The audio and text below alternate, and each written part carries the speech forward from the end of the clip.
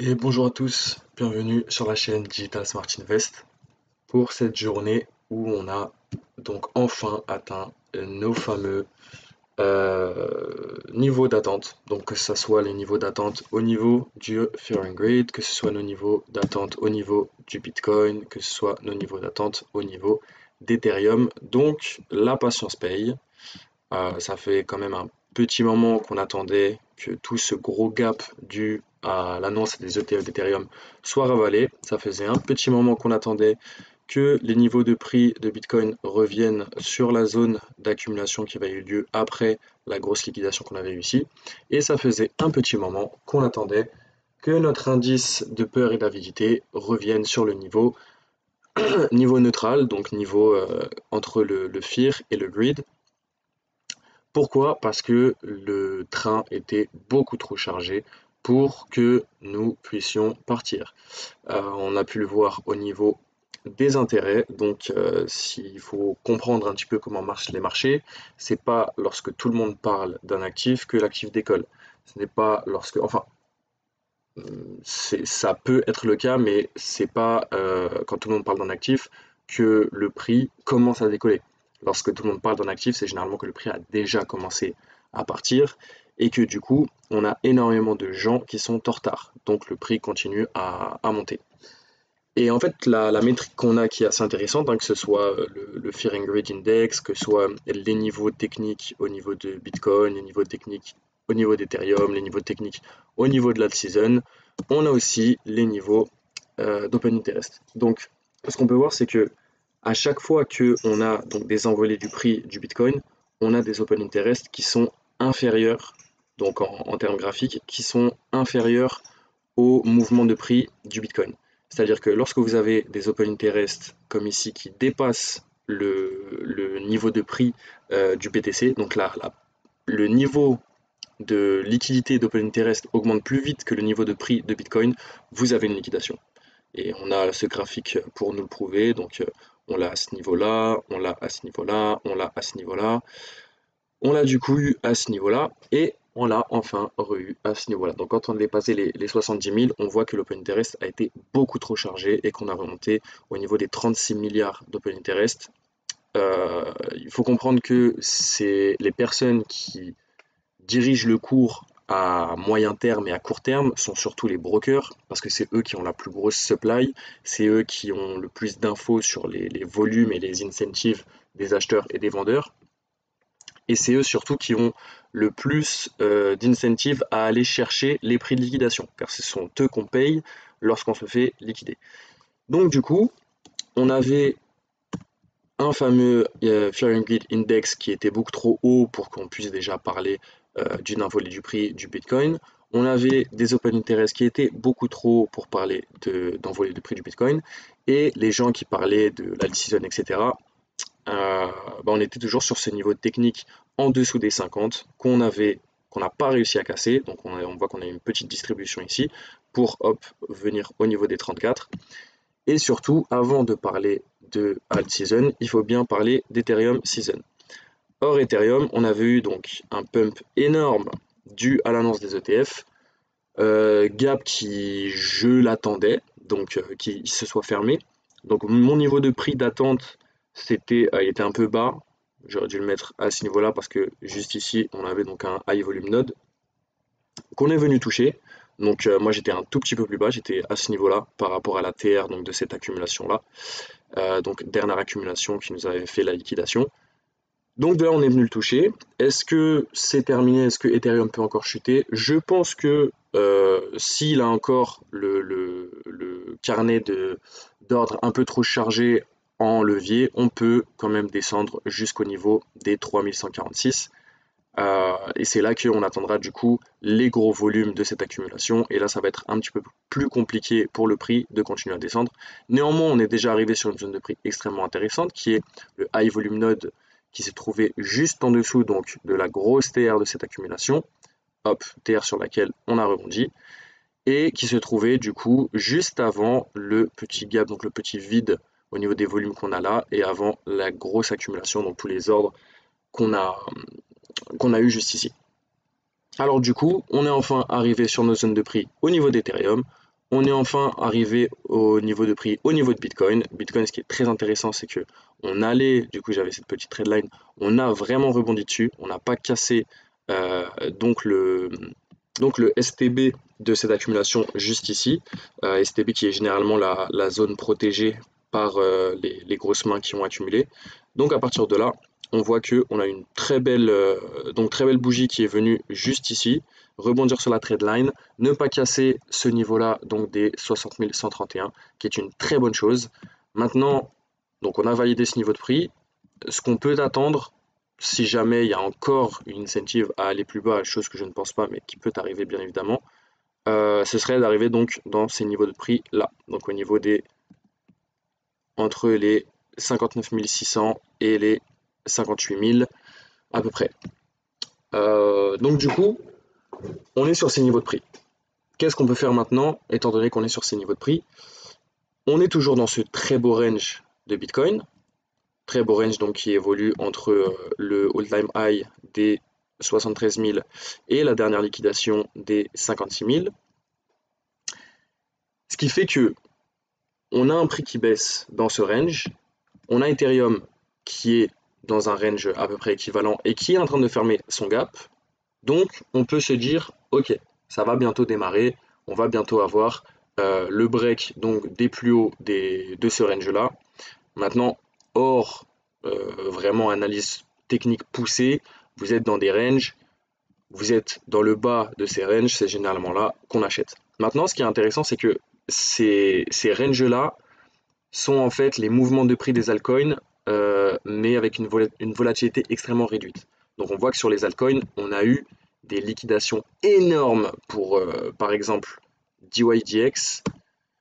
On voit que on a ravalé donc toute la performance qu'on a fait depuis septembre 2022. Donc quasiment 2 ans de performance qui ont été complètement ravalés dû à ce range du BTC.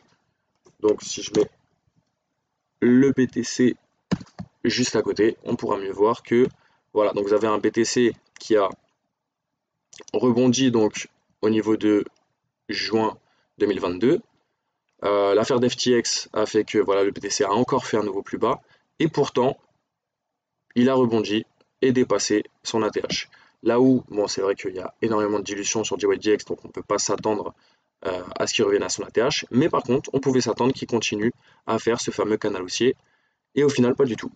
On est venu break, donc avec les petits mouvements de liquidation qu'on a eu sur le BTC, on voit que ça a complètement arraché DYDX. Donc ici, on a le all-time high de BTC, on voit que DYDX continue son canal haussier, casse les plus hauts yearly, et petite correction, juste ici, donc BTC, on passe de 73 000 à 58 000. On voit que DYDX, lui, dévisse de plus de 60%. Donc, remontée du prix du BTC, on revient au niveau de son range, donc pas loin de l'all-time high au niveau des 71 000. DYDX ne fait rien. Il fait uniquement un petit range, en plus petit range baissier. Et voilà que nouvelle liquidation pour revenir en bas du range, parce que pour rappel, donc, OpenT reste beaucoup trop chargé. Qu'est-ce qu'on a au niveau de DYDX? Bim, on vient break les derniers plus bas. Donc, nouvelle dévisse de 50%. Donc, au final, sur juste ce simple range de BTC, un actif comme DYDX aura perdu plus de 73%. Donc, est-ce qu'on peut s'attendre à la même chose à l'inverse, c'est-à-dire une surperformance de DYDX par rapport au prix du BTC ou d'autres altcoins? Alors là, précisément pour DYDX, je pense que on peut s'attendre à une performance de DYDX au niveau du prix. Maintenant, est-ce qu'on pourra retourner au plus haut ever qu'on a fait au niveau de DYDX? Je ne pense pas du tout. Pourquoi? Parce que c'est un actif avec énormément de dilution. Et on le voit que quand on regarde au niveau des market cap, on a énormément dévissé également. Donc on est passé de 1,3 de market cap à peu près 300 millions. Donc on a dévissé de 64% au niveau des market cap, ce qui nous a fait dévisser au niveau du prix du token de 72%. Donc il y a quand même un gap d'un peu moins d'une dizaine de pourcents entre le prix et le jeton. la market cap pardon, et le prix du jeton.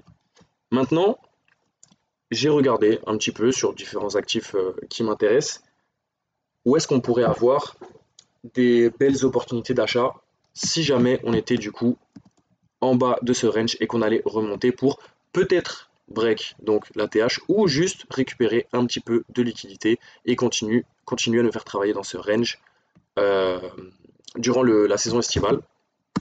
Et pour Ethereum, du coup, fermer ce fameux gap et continuer à travailler ce range et peut-être enfin break les plus hauts. Et on aurait du coup enfin une surperformance d'Ethereum qui casserait donc le haut de son range au niveau des 4000 pour revenir au niveau de son ATH, donc des 4800. Ethereum qui breakerait le haut de son range pour arriver au niveau des 4800, là où Bitcoin, lui, n'aurait juste peut-être un petit saut, donc une petite mèche au-dessus de la TH pour au final continuer de travailler. On aurait enfin le changement de paradigme, donc une surperformance d'Ethereum qui pourrait enfin nous amener à une altcoin season et à break le niveau des 50. Tout ça, bon, c'est un scénario un petit peu optimiste si jamais on attend une surperformance des altcoins et une surperformance d'Ethereum. Surperformance d'Ethereum que j'attends, très, très sincèrement, je l'attends énormément par rapport à celle de Bitcoin. Maintenant, on n'est pas à l'abri d'éléments extérieurs qui pourraient nous changer tout ça, enfin nous rallonger en fait ce paradigme de voilà, il y a encore pas mal d'assets qui vont se réfugier sur Bitcoin, mais je préfère pour l'instant, au niveau des probabilités, aller sur Ethereum a un range qui peut casser vers le haut. Pourquoi? Parce qu'on a encore pas mal de niveaux techniques à casser avant de break la TH. Là où Bitcoin, on n'a rien au-dessus donc des 74 000. Donc il faudra vraiment une news macro pour appuyer cette nouvelle demande au niveau du BTC. En tout cas, ce qu'on sait, c'est que l'indice de peur est revenu à des prix où on peut être intéressé pour rentrer sur le marché du Bitcoin, le marché des crypto-monnaies.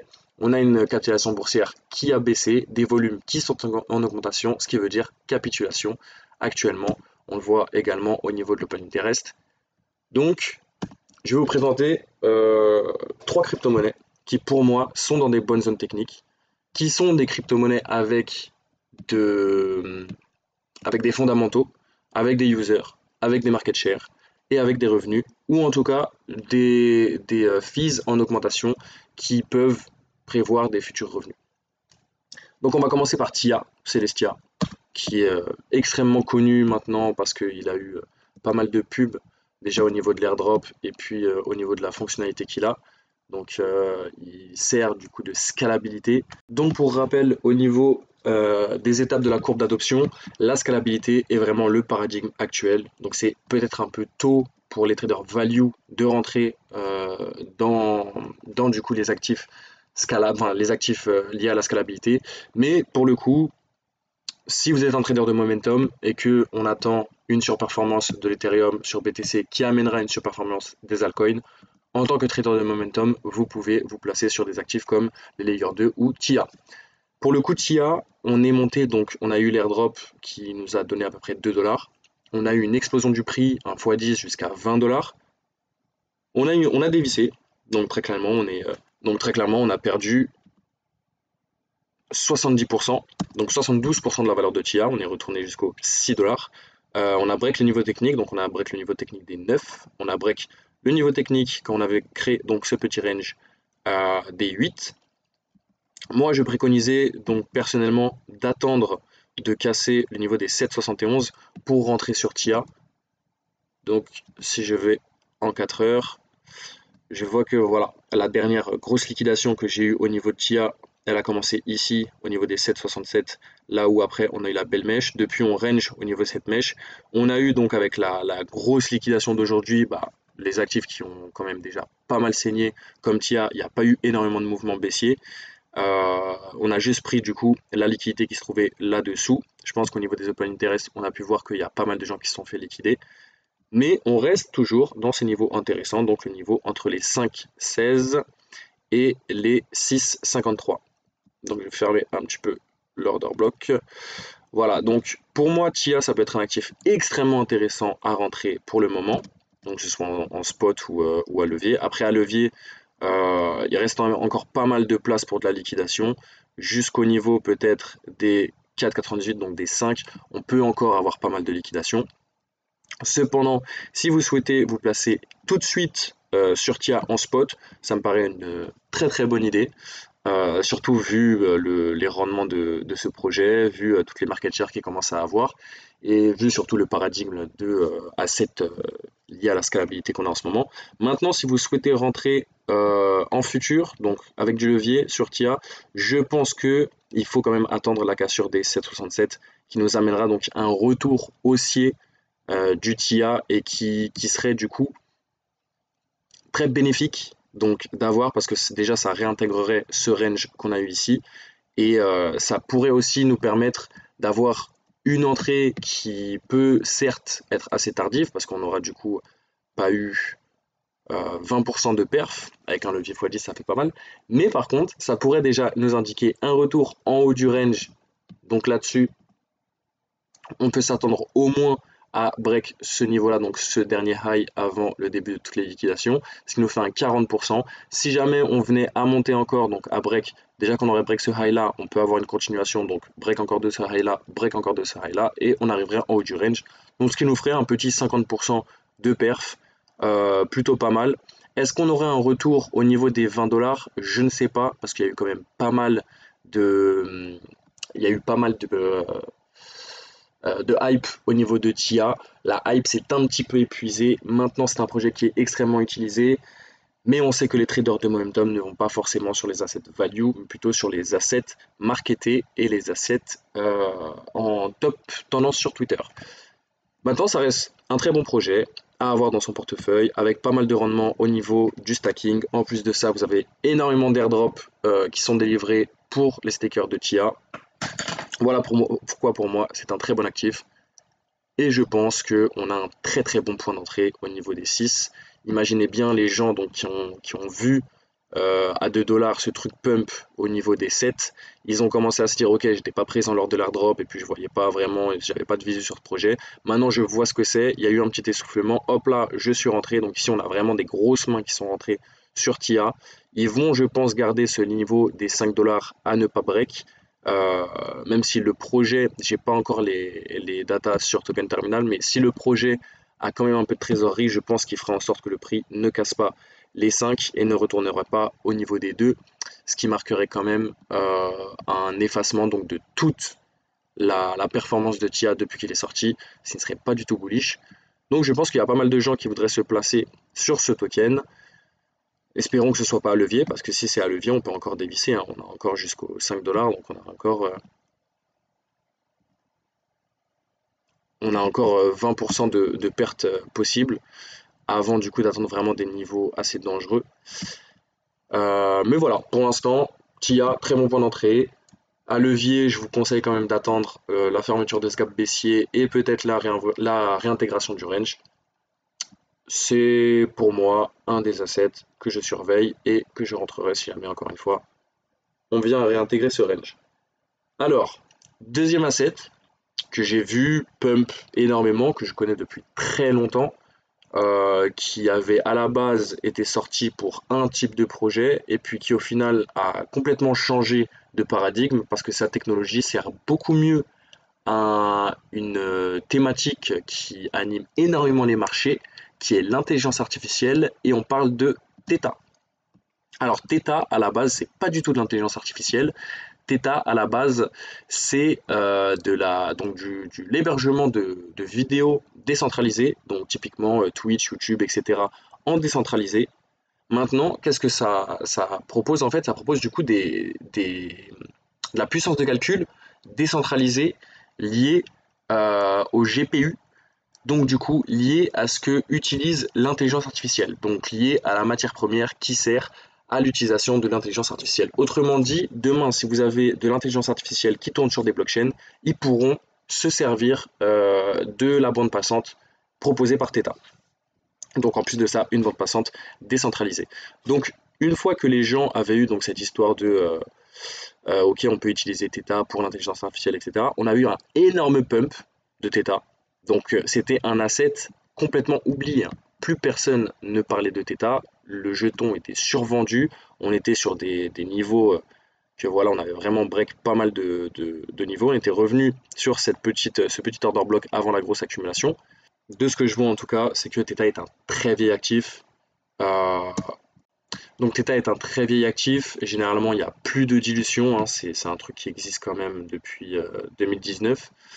On voit que là, on a eu donc une très très belle perf au niveau de Theta depuis qu'il était complètement écrasé. Et c'était, en fait, pour vous resituer tout le marché, donc ici, on a eu le bottom d'énormément de crypto-monnaies en juin. On a eu en décembre donc FTX qui nous a causé un nouveau bottom sur quelques actifs, mais pas tous, donc Bitcoin, Solana, etc.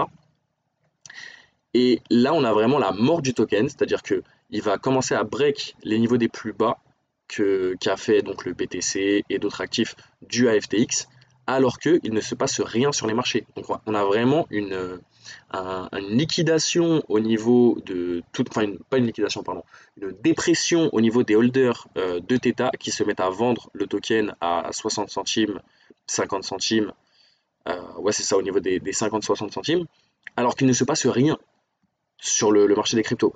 Donc là, c'est vraiment dépression qui fait que voilà, ça sert plus à rien d'avoir du Theta, le projet est mort, on le revend.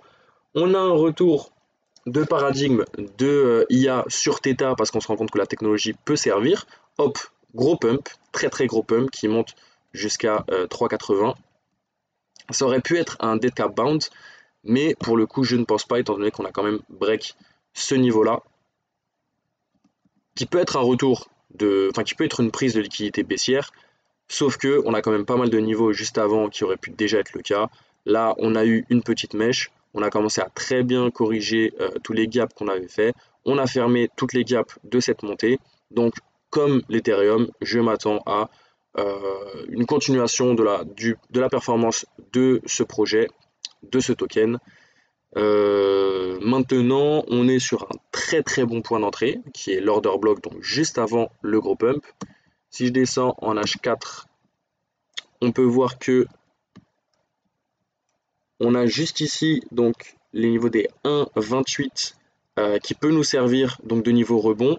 On a eu une liquidation aujourd'hui sur BTC, sur pas mal d'altcoins qu'on n'a pas du tout eu sur Theta. On s'est même servi de cette liquidation pour fermer le petit gap qu'on avait juste là et retourner notre prix au niveau de l'order block juste ici.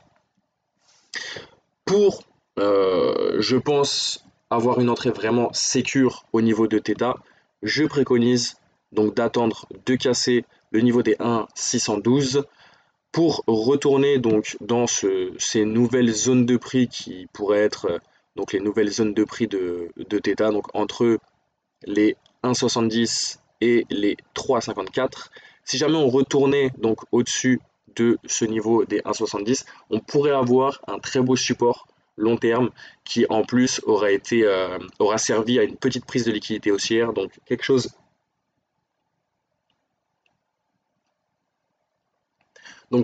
d'hyper sain pour le projet Theta, pour le prix du token.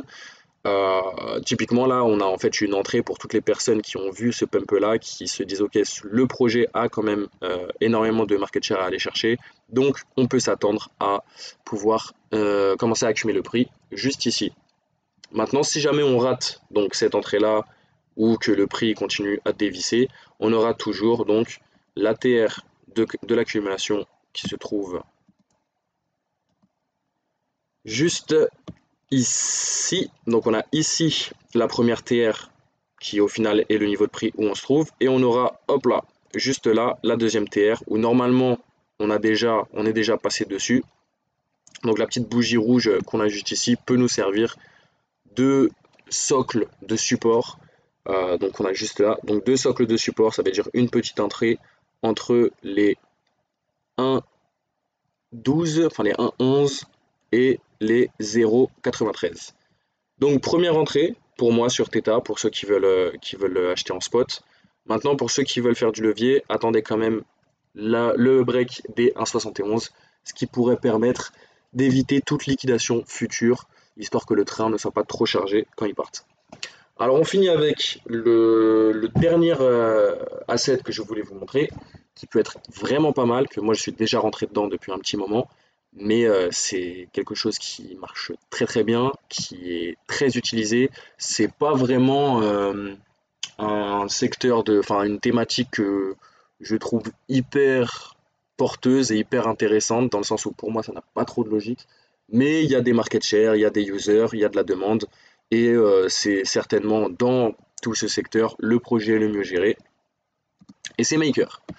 Alors Maker, donc les stablecoins décentralisés, je vais juste vous dire pour moi pourquoi c'est un petit peu étrange de parler de stablecoins décentralisés, tout simplement parce que les stablecoins sont quand même les assets les plus centralisés du monde, et étant donné que on parle quand même de monnaie fiat, donc de monnaie politisée, de monnaie liée à des banques centrales, de monnaie liée à des activités économiques de pays. Donc, je ne vois pas pourquoi on devrait décentraliser. Donc, je ne vois pas pourquoi on devrait décentraliser l'asset le plus centralisé du monde, qui est la monnaie, enfin la monnaie fiat. Mais c'est quelque chose qui a de la demande, les gens y participent, donc pourquoi pas. Et puis c'est vrai que ça offre quand même un palier de risque en moins sur les stablecoins. Enfin ça encore c'est à étudier. Mais bref, donc Maker, donc on a fait comme tous les autres actifs un très très gros range durant toute l'année 2022. On a évolué entre les 500 et les 1300. On a break ce range juste ici quand on a break les 1007. On a donc accumulé juste au-dessus de ce fameux niveau des 1700. Boum, explosion. On passe de 1700 à quasiment 4000, ce qui nous fait quasiment un x2. Hop. Donc voilà, on a un x2,3, donc 138%. Ce qu'on voit, ce qui est intéressant, c'est qu'on a une accumulation et on a ici une très belle mèche de liquidation juste avant la poussée. C'est pour ça que j'ai une très grosse zone d'entrée sur Maker pour l'instant. Donc elle se trouve entre les 2250 et les 1900, qui est du coup ma zone de support. Pourquoi? Parce que c'est vraiment ici qu'on a tous les volumes au niveau de Maker. Pour moi, on est vraiment dans une très bonne zone de prix. On peut rentrer dedans. Est-ce que là, je vous fais donc le même disclaimer que les autres? Est-ce qu'on attend de break le niveau des 2500? Je ne sais pas parce que pour moi, rentrer même tout de suite sur Maker, ce n'est pas la meilleure chose à faire dans le sens où on vient à peine de fermer donc ce gap qu'on a eu avant la grosse poussée. On est vraiment en train de se rapprocher donc des plus bas qu'on a fait de cette accumulation. On peut s'attendre encore à une nouvelle liquidation. Maintenant, une liquidation qui ne break pas le niveau des 1990, pour moi, c'est assez sain. Si on vient à break ce niveau et qu'on arrive du coup entre les 1720 et les 1971, on peut s'attendre à encore pas mal de range. Maintenant, pourquoi je veux rentrer sur Maker? Parce que c'est un actif donc, que j'aime bien, c'est un actif qui fait beaucoup de revenus. C'est pour ça que je l'aime bien.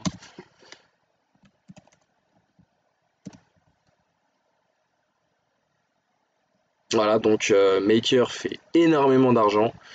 Ils sont à 30 jours à 25 millions et annualisés, juste en fees, ils sont à 300 millions à peu près par an, sans dépenser aucun argent. Donc ça vraiment c'est un truc, ça marche tout seul, ça fait de l'oseille, c'est hyper top. En plus de ça, bon, ça rejoint quand même les stablecoins qui est, comme le dit Institutional FX, la banque centrale des cryptos.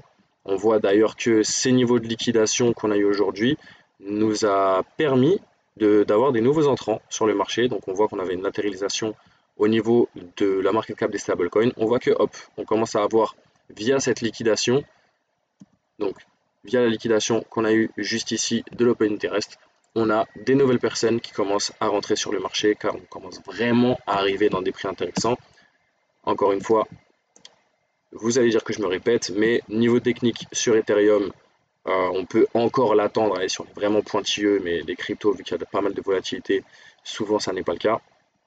Mais au niveau d'Ethereum, on peut très certainement attendre un retour au niveau des 3150 pour vraiment fermer ce gap et arriver sur le haut de tous les volumes de cette accumulation.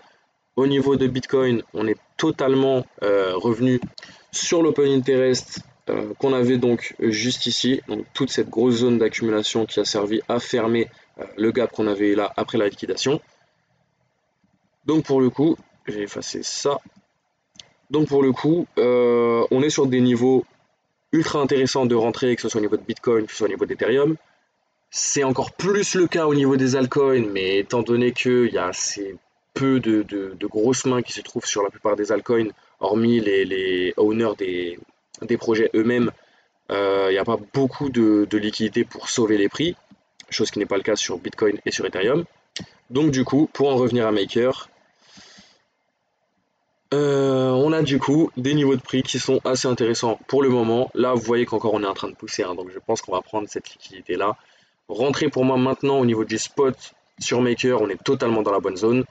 Maintenant, pour faire du levier sur Maker, je pense qu'on peut très certainement attendre encore la liquidation donc de ce plus bas.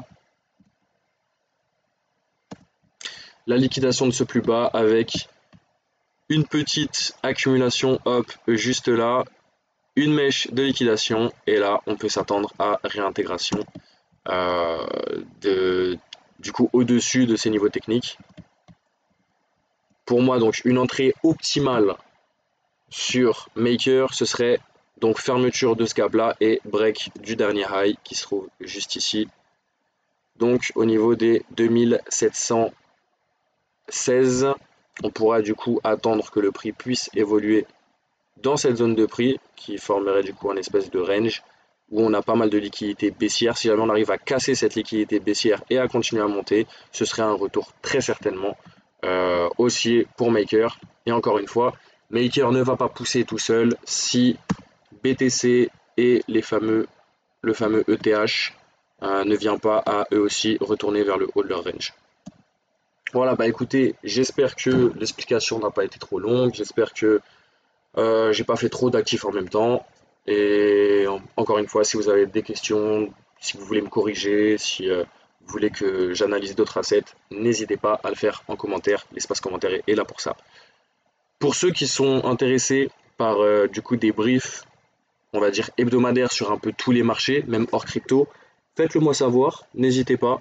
Et puis je le ferai avec plaisir si je vois qu'il y a certaine demande à le faire. Je vous souhaite une très bonne journée.